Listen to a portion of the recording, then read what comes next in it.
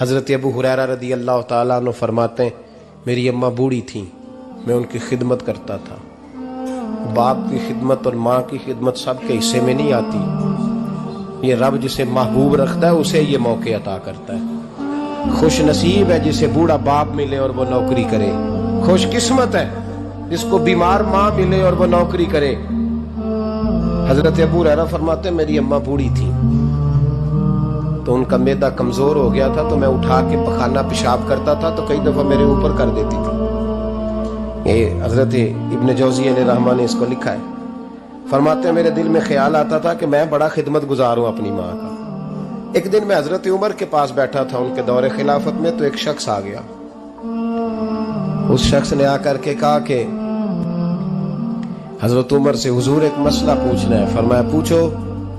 وہ کہنے لگا حضور میری اماں بوڑھی ہو گئی ہے، بیمار رہتی ہے، مریضہ ہے، مجھے آواز دیتی ہے بیٹے پیشاب آیا ہے، آواز دیتی ہے تو میں اماں کو اٹھاتا ہوں، ابھی میں بیت الخلاء تک واش روم تک جاتا نہیں کہ میری اماں میرے اوپر پیشاب کر دیتی ہے۔ حضرت عمر سے کہنے لگا حضور بچپن میں اماں پہ پیشاب کرتا تھا، اب اماں میرے اوپر کر دیتی ہے تو حق ادا ہو گیا نا۔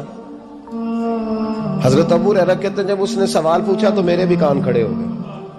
میں نے کہا یہ تو میرے والا مسئلہ پوچھ رہا ہے، میرے والا مسئلہ پوچھ رہا ہے۔ میرے پاس ایک دوست جمعہ پڑھنے آتے ہیں بڑی دور سے، مجھے کہنے لگے حضرت صاحب جدوں بھی میں آؤں نا تسی میری ہوئی گل چھیڑ دیتے ہو، وہ جو بات ہوتی ہے نا بالکل میری ہوتی ہے۔ میں نے کہا نہیں یار جو میں کر رہا ہوتا ہوں وہ میری بھی ہوتی ہے، وہ سارے معاشرے کی ہوتی ہے۔ ہمیں لگتا ہے کہ میری ہو رہی ہے، حالانکہ وہ بات ہماری سب کی مشترکہ ہوتی ہے۔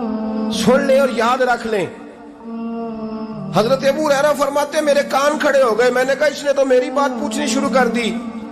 حضرت فاروق اعظم سے کہنے لگا حضور بچپن میں اماں پہ پیشاب کرتا تھا، وہ میرے اوپر کر دیتی ہے تو حق ادا ہو گیا۔ حضرت عمر کہنے لگے نہیں کوئی نہیں ہوا۔ اس نے کہا حضور مجھے سمجھائیں، وہ سارے کام جو میں اماں کے ساتھ کرتا تھا اماں میرے ساتھ کرتی ہے تو کیوں نہیں ہوا؟ حضرت عمر کہنے لگے بھائی پیشاب تو بھی اماں پہ کرتا تھا اور اماں بھی تیرے اوپر کرتی ہے، پر تیری اور تیری ماں کی سوچ میں بڑا فرق ہے۔ اس نے کہا حضور کس طرح؟ تو کیا جواب ہے سیدنا فاروق اعظم کا، لو کان نبی بعد لکان عمر ابن خطاب، کیا جواب ہے؟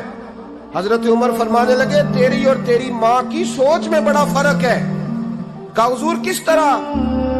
فرمایا جب تیری اماں تیرے اوپر پیشاب کرتی ہے نا تو دعا کرتا ہے کہ یا اللہ بوڑھی ہو گئی ہے اسے پردہ دے دے، اور جب تو اپنی اماں پہ پیشاب کرتا تھا تو وہ دعا کرتی تھی یا اللہ میرے لال کو لمبی زندگی عطا فرما۔